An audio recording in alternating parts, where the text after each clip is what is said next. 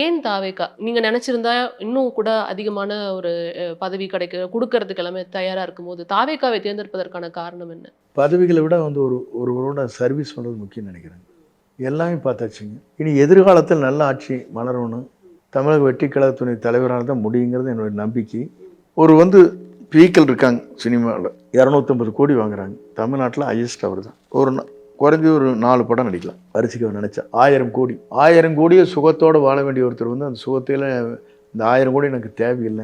ஆனால் மக்களை நேசிக்க வேணும், மக்களுக்காக இத செய்யணும்னு நான் நினைக்கிறேன்னு ஒரு மனதில வரம்போதே, மக்கள் நினைக்கிறாங்க. இவ்வளவு வருவாய் வரையும் வேண்டியதிலையும் தூக்கி எறிஞ்சு போட்டு மக்கள் சேவைக்காக ஒருத்தர் வரான்னா, அவர் நாட்ட ஆளுவதற்கு தகுதியானவர். நல்லது செய்ய முடியும் அவர்னால. அந்த நம்பிக்கை மக்கள்கிட்ட இருக்கு. நீங்க அதன் காரணமாக தான் வந்து அது உள்ள காரணமா மட்டும் இல்லைங்க.